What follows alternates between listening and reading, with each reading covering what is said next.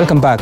You're watching DayBreak. This is News Review with Sabina Chege, Member of Parliament for Moronga County. She is the woman representative there. Then woman representative for Kisumu County, Rosa Buyo, and Janet Ouko, who is an educationist. So you're joining the conversation to talk about the KCPE 2019 results. And I just want to take a look at the top candidates that, of course, emerged the winners, or the top candidates yesterday as the results were released. If you can take a look at those graphics, with Andy Michael Munyiri as the top candidate after scoring 440 marks. Then Flavian Onyango scoring 439, tying with June Chepto, as well as Sean Michael Ndungu, who also scored 439. Then Brian Namoma, 436. Kamau Mboro, 435. Then number 7 was, let's wait for it, Karen Wangoi, 434. Anne Wangeshi, 432. Faith Chepkoech, 430 marks. So those are just some of the top candidates that emerged, that were declared yesterday. But also, if you look at the front page of the Standard, you'll see some more candidates. This is Fabiola Mukanzi Buka from Buka Academy in Mumias. Precious Nyongesa, Gilgil Hills Academy, 436 marks. Then Kanywa Derek Prince, High Peak Junior Academy, Naivasha, also scoring 436. And if you look at the list on the front page of the Standard, you'll see that, like I had said earlier, out of 36 candidates, 5 of them are from public institutions, then 31 are coming from the private institutions. So on the face of it, what does this say about our education system, even as we heard Professor George Magoha saying that the public schools are now starting to match up against the private schools? We begin with you, Honourable Sabina. At least out of the top 15, we have 3 from public school. Unlike the other times that we would not even maybe get some children from the public school. But what this tells us is we still need to improve our schools. We still need to employ more teachers. We need to look at the gaps. The ministry started issuing the books now to the schools. How well is that working? We now also have a new curriculum with a different approach. Right. So all these things added together. But I would just want to say personally, I'm very proud of our children. And I want to tell each one of them congratulations. And we have the ones who, of course, are shining, but we have others who didn't perform very well, whom the government have said they're going to admit them in high school. All I want to say, they should learn from a candidate of KCSE last year from my county, who actually had not performed well, who went to a day secondary school. Right. And by the end of it all, by Form 4, he got an A- from a day secondary school. So there is a hope. And our children should not be judged by only what we have seen here. With time, I think once we start separation of I'm good at technical, I'm going to a technical, friendly high school, where we start classifying our children as per their potential, because the new curriculum says every child has a potential and has an ability. So I am happy that we have stopped even publicizing mainly the schools, because initially it was a competition of which school has how many candidates. Right. And now we are focusing on the individuals. I would want to tell them congratulations, and not to forget to mention one from my own county and my own constituency, Emmanuel Academy, which is in Kigumo, Kangari. Right. And there was one Kamau Mboro who performed very well. But I also have a girl from a public school. From technology, the top 3, at least there are 2 from another one, Mwaneki, who is from Green Cottage, that is 435, 434. Yes. But I also have a girl from technology school who also performed very well, who had 422. So all is not lost, and I think we are heading in the right direction. All right, Honourable Rosa, should we be worried that private schools are still performing better than private schools? Than public schools? First of all, when I look at this list, some time back, even when we talked about private schools performing better, there were private schools based in urban areas, the big cities like Nairobi, Mombasa, Kisumu, But now, even when you look at the private schools, which have performed better than the public schools, they are spread around the countryside. Which gives me hope that our education system is not too centered on the big cities, which probably have better facilities. So the private schools, yes, have performed better than the public schools, but there are private schools even found in the rural areas and the semi-urban areas. And that is good for us, because people don't have to rush to Nairobi or rush to Mombasa or rush to Kisumu, crowding those schools in order to do better. The schools that are even in the countryside or the semi urban areas are also doing well. But like Sabina says, I want to congratulate the students, because listening to the results, at least I think 9,000 of them performed upwards of 400, between 400 to 500. Then another 250 something were between 300 and 500, and that is good. I think that's very good, so that even if we are going to give the other 500 who did not seem to do so well an opportunity, we know that 500 did well and are worthy to go into those into the secondary schools. But what this also does is, what happened in the last year is, with this 100% transition, we saw there was just too many challenges within our schools. Right. Now, when you have another 1 million going into secondary schools, into Form 1s, and the government did not do enough to ensure that the facilities were improved to accommodate those many numbers. I think the challenges now is even going to be more in the secondary school as we speak, because you have another 1 million transiting again. So we just need to do a bit more. Even as we are cutting all these measures that we are using to cut our budgets, we need to lay focus where it really matters. And we need to give relief to these schools so that at least they can accommodate this extra 1 million. Otherwise, we'll be cheating ourselves. They'll just be in the schools, but not getting much out of the education system. We shortly be talking about the transition to Form 1, because you were promised that it will be 100%. But before we do that, if you look at the spread of the results that were released yesterday, it would appear that more than 50% of the class, and talking about a class of 1.088 million, it would appear 50%, more than that, scored less than 250 marks. That is less than half. What is happening? Is it not possible for everyone else? Because I believe that the pass mark should be at about 250. Is it 250 or 200? I am not certain about that. If you had 50%, 250, yeah. So what would make the situation so hard for 50% of the class to score 50% and above? Well, I think I will come to that, but I think first and foremost I would like to congratulate the government. In 2016, we sat here doing this analysis, and we had the papers on WhatsApp, if you can remember. So I think it's also good to give credit where it's due. We've seen the government sustaining. There is some point where people worried, were these Matiang'i reforms? But I think we've seen the consistency, and I think there is quite a lot of institutionalization that has taken place, and I think that is good enough. Because we're sitting here, and at least we can be able to discuss credible results. Even as we think about how we want to come from an exam regime, we are coming from a credible exam regime to thinking about what else do we want to do. Right. And now looking at the front page here, I'm really worried. Why? Because of the dominance of private schools. And also, if you look at the public schools, they're not your ordinary public schools. A good number of them, Category B is boarding, Moi Nyeri Complex is not your ordinary, public primary school. And so there is a story here that is being told. And I think that is a story that has worried a lot of Kenyans for a very long time. Right. We would want to return to the days where education was an equalizer. And so that it doesn't mean that because you cannot afford to go to this kind of a good school, then you cannot get 440 marks. And that takes us to, well, how is government making better the public schools, so that then we can be able to talk about a level playing ground where you're sitting an exam, you're equally prepared as someone else that had means to sit the exam at a place of their choice. So I think that is a discussion that we really need to have. And that is what brings us to the issue. That if you look at this kind of performance, it can be traced back to the foundations that were laid for these children, and brings us to the question of ECD. A lot of the poor performance that you're seeing from public primary schools is coming from the background. A lot of those children, by the time it was 2011, right, the ECD had really not become, an issue.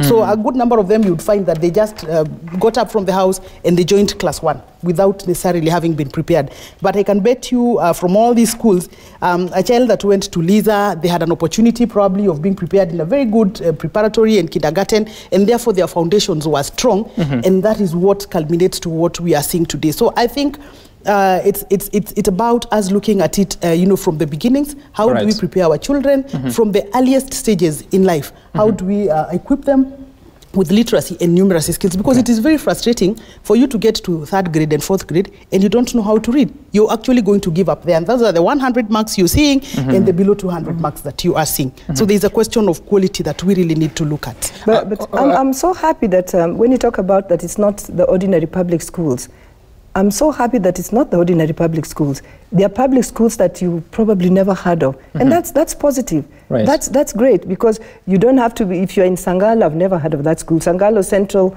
Academy, is that what it is? And then Kenya Navy, Moi Nyeri Complex, Kathigiri. I mean, those are public schools. I've never heard of them. But if students from those schools can actually do well, then there's, it means there's a sense of hope. Then, I mean, there's hope that you don't have to be in certain schools in order to do well. All right. I want us to listen to what Professor George Magoha spoke about yesterday in as far as the transition is concerned, because this is the second year that the government will be attempting to achieve 100% transition. Let's listen into what he is saying about infrastructure investment, as well as the recruitment of teachers that was announced by the TSC CEO. In this regard, the government of the Republic of Kenya, together with other external stakeholders, have put aside Kenya shillings 8 billion to improve infrastructure in high school and primary school in some 110 sub-counties, 30 counties. I want to give you my word that I will spend my time to ensure that the public gets value for that money. The TSC has recruited 5,000 secondary school teachers this year and is in the process of hiring 10,000 interns to ease the shortage. We are also replacing those who leave through natural attrition on a continuous basis. All right, so there is the Cabinet Secretary talking about the investment in the infrastructure, and the TSC talking about employment of teachers. We'll shortly be looking at how the transition was for 2018 class, because there's a question you asked while we were off air, rather, and you were talking about the transition. So has it worked, especially in the counties that you come from, before I give you the facts? Do you have the graphics? If I go on the transition. Okay. One, we have the main schools, the national schools, and I happened to come from one of the schools. I'm an alumni of Mogori Girls, and I had gone for a visit early this year, and we were trying, even as the old girls, to help the school. I can tell you, the schools, and especially those national schools, are overstretched. We have so many students there. Sometimes you actually even look at the risk of. Some of the schools have even done 3 deckers, triple deckers. We used to do double. A cubicle that were being accommodated 4 of us. I saw now there are 8 or 10 students in that one cubicle. If let me just talk about Mogori Girls, because it's a national school. Their dining hall, the students can no longer stay sit to eat. They actually go, take the food and stand, and they have to eat, I don't know, within 10 minutes, because they have to do 4 shifts or more. So we must look at our infrastructure. I've heard him, the CS talking about 110 sub-county schools. Which criteria, which category, I don't know how they are going to follow up. But I also want to say we must enhance our day schools. We just said a lot of our students scored less than 200 marks or 250 marks. Right. So what does that tell us as members of parliament? Let me start with ourselves. We have the CDF, which is around 120 million. 50% of it is meant to go for education. And 50% again of that 50, which is around 70 million there, should go towards the education. So when we say 70 million is to education, and infrastructure should take half of that, that means 35 million. Sure. I would like to urge my colleagues that let's concentrate on enhancing our day schools. Then TSC, as you employ the interns, which is a very good thing, because these people are young, they're just from school, so they would even relate very well with those students, and they are fresh. Then please send them to the day schools, so that we enhance our day schools, because a lot of our children, one, they are cheaper than boarding, and a lot of parents can't even afford. Actually, it's almost now supposed to be free.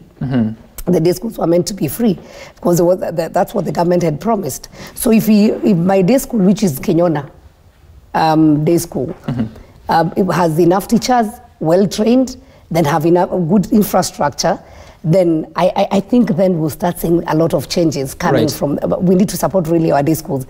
As the national government looks at those level of sub-counties, extra county and the national schools, let's really work on enhancement of one, getting enough teachers in day schools, and number two, getting the proper infrastructure. And this one is even cheaper. Okay. Because when you go to boarding and the likes, you have to get the things that one has to buy. Some of these schools are actually crazy. You see a parent who be expect to spend more than 100,000. I don't know, you have to buy what, panga, all those things. So for the school, I think it's an easier thing just for the uniform, maybe stationery. Yes. Let's take a look at the transition of the class of 2018, because the promise by Cabinet Secretary Amina Mohammed was that there would be a 100% transition. But let's just take a look at some of the figures that were. This is the national rate as of February 2019 was at 87%. Those who would transition from class 8 to Form 1. Murang'a County was leading at 97%, meaning that just 3% had not reported by then.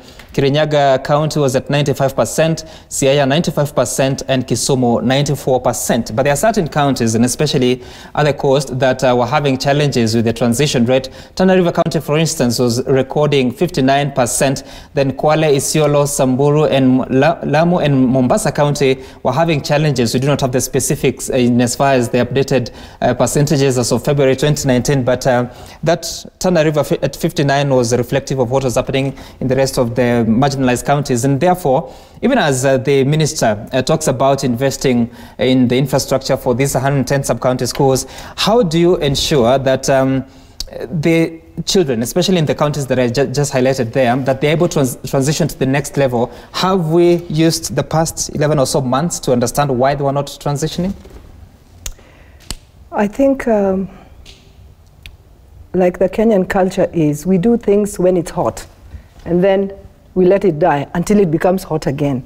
Because at the time that we were talking about the 100% transition, there was so much talk and hype about it, you know, and the government should have indeed not waited until now to start talking about what they're going to do, but should have used this whole year working towards what was going to happen now when the results are out and we need to transition another 1 million students, you know. But it's our culture that we talk and things are so hot, then we don't take that gap or time to fix things for the next moment. And I want to say, like what Honourable Sabina had already said, that giving these students an opportunity is a fabulous thing, because it doesn't mean that if you fail now, you're going to fail in life. And even if you did not get that 250 mark, probably there were reasons that made you not perform well. And given another chance in life, you might do better. That is good enough. But like she's also saying, the challenges in the schools are crazy.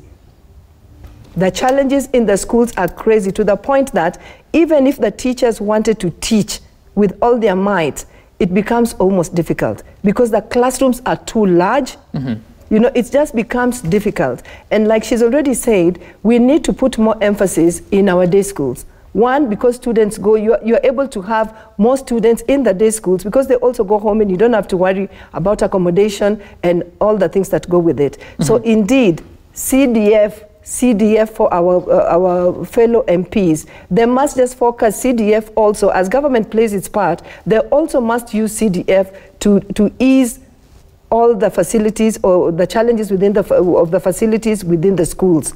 Because otherwise, this 100% transition will just be numbers, but numbers that add up to no value completely. And Janet Ouko, you work closely with the government. Sorry, someone is shouting in my ear. You work closely with the government, and so we see a situation of, we were told at the KCPE 2018 release, we were told that about 130,000 candidates would not access Form 1 because there was no capacity. And now the class keeps on getting bigger, and you see the challenges of transition in the coastal counties. Are we doing anything that is tangible that you can say that this time round it will be possible to have everyone crossing over to the next level? Well, let me say that you know, as just like every Kenyan, my frustration is real. You know, in terms of we are not an accountability you know, centered nation. We do not ask questions. We you know, we are happy with a statement, and then we discuss it like Mheshimiwa is saying for 2 days, and then we go. I would have expected, for example, somebody to tell us that this is how we have enhanced the schools You know, for example, that is what accountability is. Don't tell us how much you have set aside. It's awesome. But let us hear. From last year, we have built XYZ number of schools. We have done this. We have done. You see, like, I really applaud TSC because Nancy is saying we have employed 5. It's not we are planning. We have, and really because we need to really change the infrastructure of education in our country. Why are we so obsessed with boarding? In actual fact, in Africa, we are the most modernized, if I would say that, country. We do a lot of boarding. And you see, we are pegging the capacity of our secondary schools as per bed spaces. A school like Alliance, for example, has got acres and acres of land. Why would we be discussing an ordinary 2,000, population? Go to Uganda. And a school of the magnitude of Alliance is hosting about 7,000, you know. So why are we so, saying bed space, we can only take 400 from once because we are tagging it on bed space. Why are we saying that these children can only go to boarding and these others can only go to day school? You mentioned that and you remind me of the story of Precious Talent's top school and the promise that a piece of land would be hived off at Lenana School to construct a public school within, was it a month or 2 weeks? Anything happening? Yeah, and in the spirit of accountability, same government, same Ministry of Education told us, I think this was when they were releasing the exams for 2017, that a number of top-level national schools would have a day wing. What happened to that discussion? I mean, how did it die? When did it die? What is the accountability? Because it's really not fine that we are doing business the way we are doing school. It is true that schools are not doing so well, but the crisis is at the day school. All right. You're telling us to take our children to boarding schools. How are they? Do they have labs? Do they have, so really the accountability is something that Kenyans would want to see more and more. Okay. And it is not bad to admit that we are having this challenge, but this is what we are doing about it. All right, I'll give you a chance to comment about because we're also looking at the ages of the different candidates. We'll do that shortly, but first we cross over to Nyayo Stadium, where I understand Kimani Mbugwe is on the roads and tells us about the situation that is there. Kimani, good morning. We're approaching December. What are the roads looking like? Kimani, if you can hear me, we understand that you're at the Nyayo roundabout along Mombasa crossing into Uhuru Highway. What is the situation like there? All right, good morning, Sam. Sorry about that. Good morning to everyone else. Good morning to our viewers across the world from Nairobi. Karibu to county number 47. That is how traffic is looking as we head into the CBD from here at the Nyayo Stadium roundabout. I have some good news for everyone. Traffic is not as bad as the rest of the year between February and, the first 2 weeks of November. From today on, you can expect your delays won't be lasting as long as they have been. But at this hour, between 7 and 9 o'clock in the morning, you can expect your normal delays in traffic. Like for now, you can see how it's looking behind me here on Uhuru Highway as you try and get into the CBD. There's a bit of a snarl up as you get into the Bunyala roundabout. You can see this one at Nyayo roundabout. No problems at all coming from Langata. Then this is what you can see on your screen that is coming from Mombasa Road. Let me show you how it looks on the opposite side. That is coming from Mombasa Road. Mike is going to show you that right now as we pan. We're on top of the bridge here at Nyayo Stadium, which is kind of now our traffic spot where we give you a bird's eye view of how the roads are looking. Now you can see that that is how the situation is like on Mombasa Road. This one stretches all the way to South Sea, and you can see that I don't know how far we can go with a zoom in right there, but you can see I can see the bridge at South Sea, the one around is it not multimedia, the Kenya School of Mass Communication, somewhere around there. I can see the bridge. It's quite clogged right now at 7 in the morning, but you can expect it to last until at about 9 to 9:30. Then it might be a bit easy because at this time most schools are closed, and even when the KCPE exams are over, it will be much better even as we go into December. This is the 3rd week of November, remember, and once we get to this stretch of the year, traffic is usually quite easy. So Sam, that is how things are looking this morning. Not bad in most routes. The delays right now, what you can expect is a rush hour delay, which is a must because people have to go to work. But then after that, you will expect relatively easy traffic during the rest of the day until now the rush hour in the evening. That is how things are looking from the roads, Sam, this morning. All right. Thank you so much, Kimani Mbogo. Just continue monitoring and tell us of any incidents that would occur there. We now want to take a short break, but when we return, we'll be talking about how the composition of age in different counties fared on, based on the statistics that we have from the Kenya National Examinations Council. You stay tuned and text us your views on 22422. You tweet us at Citizen TV Kenya, at Sam Gituku. The hashtag to use is DayBreak. We'll be sure to read some of them after the break.